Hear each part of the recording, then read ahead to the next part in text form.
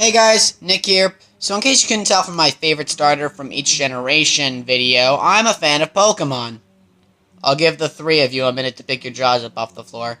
Anyway, I decided for the next several videos to do a top 10 Pokemon from each region video. You know, my favorite Pokemon from Kanto, top 10 favorite Pokemon from Johto, top 10 favorite Pokemon from Hoenn, and etc, etc. But that's actually a little too much work and requires a lot of effort, so I just threw together a list of my top 10 favorite Pokemon of all time. Keep in mind, with over 800 Pokemon as of the uploading of this video, there were a lot to choose from, and especially to narrow my choices down to 10 was darn near impossible. So don't get too upset if your favorite Pokemon of all time does not make the cut. Now, to make the list, I must have actually experienced a connection with them, I must have played with them in a game, or at least see what they could do in the anime or manga or whatever. And I'll also be basing my choices off of design, and as well as attacks. I think this intro has been going on way too long, so without any further ado, let's get to the list. Number 10. For my number 10 Pokemon, I wanted to have a Pokemon that I've played as and seen in the anime, but not a Pokemon that I have an emotional connection with. And because of that, my number 10 pick goes to Floatzel. Number 10 being Floatzel actually is very fitting, seeing how I had a Floatzel on my team during my first playthrough of Diamond and Pearl. As you all know, I got introduced to Pokemon during Gen 4, and I had a Floatzel on my team. I don't know if I said that already or not. But anyway, and I did used to have a trading card of Floatzel in my deck of trading cards. Yeah. And I actually saw a Floatzel in an episode of the anime during the Diamond and Pearl seasons. I believe it was Ash's Floatzel. I don't know. Now, why is this guy only at number 10? Not that I hate him, it's just that I don't like him as much as I do numbers 9 through 1. But Floatzel still does have a special place in my heart, enough to make the number 10 spot. Number 9. For my number 9 spot, I needed a Pokemon that wasn't too good, but at least was a little bit better than my number 10 pick. And because of that, I chose Steelix as my number 9 pick. Now, don't get me wrong, Steelix is amazing. Its attacks are pretty impressive, and its design is pretty interesting. Speaking of its design, does it remind you of any other Pokemon from Generation 1? Are you sure? Are you sure you're sure? It's a giant rock snake. Does this raise any questions for you? It's an Onix clone. Okay? It's a giant snake made out of rocks. That clearly says Onix clone, okay? But despite that, it still makes number 9. Number 8. The number 8 spot had to go to a Pokemon that was just plain awesome, but I didn't have any sort of connection with. And that Pokemon is Gyarados. Can you imagine a very useless, flopping around fish like Magikarp evolving into something like a sea dragon, something so bad, eh? I mean, it's just plain awesome. Now, I don't have any sort of connection with Gyarados, seeing how I've never played the original Kanto games or the remakes of the Kanto games, mainly because I don't own a Game Boy Advance, and I wasn't even around yet until the... Whatever. I just love Gyarados. His design is awesome. He is awesome. That's why he makes number 8. Number 7, Kyogre.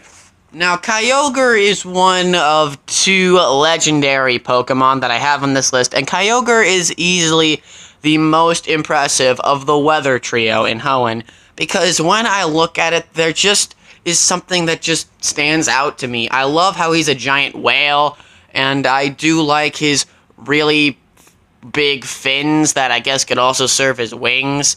And I also love how in Omega Ruby and Alpha Sapphire, or I guess in this case Alpha Sapphire, because that's where he appears in the... whatever. There's just something about him that I love, especially how he glows, and especially those dorsal fins behind him. Dorsal fins, is that what it's called? Or his, his tail fin things. And I also really like the red lining, the dark blue shading, and there is just something about him that just pops out to me. That's why he makes the number 7 spot. Number 6. Now, of course, since number 6 will also be a legendary, you know that that legendary has to go to Palkia. Since Pokemon Pearl was my first Pokemon game, because of that, Palkia was the very first legendary I ever caught. So, of course, I have a lot of nostalgia for him. And plus, can you blame me? Because he looks awesome. He looks like a dragon and a little bit like a giant lizard. Kind of like Godzilla. You know, if he was silver and purple and had blades growing all over him. But still, Palkia is pretty cool. And because of that, he is getting this spot on the list. I forgot what spot he is on. Number 5. Okay, now we're getting into the part of the list where I introduce Pokemon that I kind of have an emotional connection with. And number 5 goes to Greninja. Now, if you watch my favorite starter from each generation video, you know that I chose Froakie in Kalos because of its evolution into Greninja, because I love ninjas. And of course, can you blame me? Because Greninja looks awesome. He looks almost like an actual ninja. You know, if ninjas were frogs, and they had tongues as their bandanas and stuff. And Greninja was so popular that it even made it into Super Smash Bros.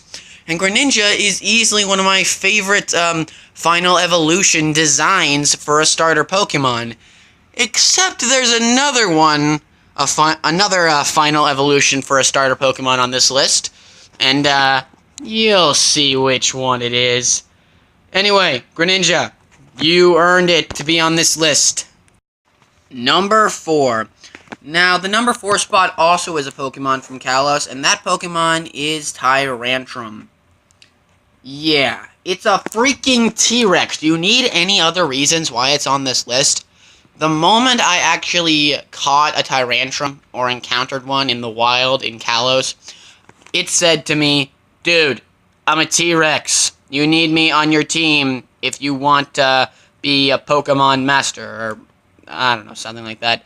And, you know, just Tyrantrum design just sticks out at me. And not just because it's a T-Rex, because it looks tough and like it can beat any Pokemon's butt and eat it for breakfast.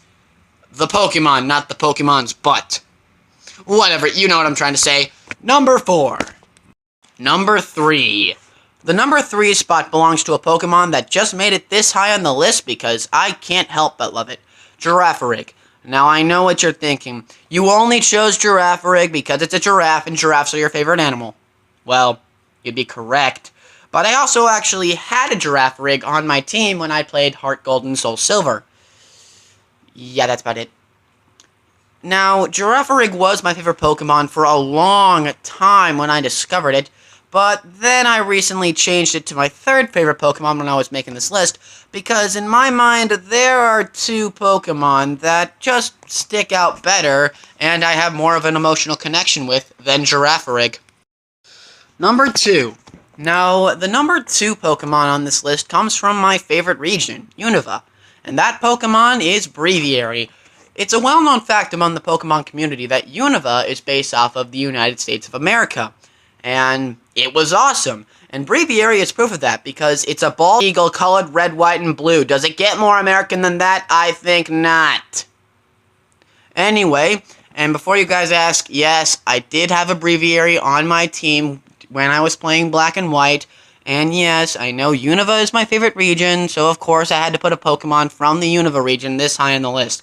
Hey, just be glad it's Braviary and not one of the other unoriginal designs from Pokemon, you know, that Gen 1ers complain about, that Unova is when Pokemon started to run out of ideas. Okay, I'm rambling now. Anyway, Braviary did make it this high on the list, but there is one more Pokemon that I love more than Braviary, and all the other Pokemon on this list.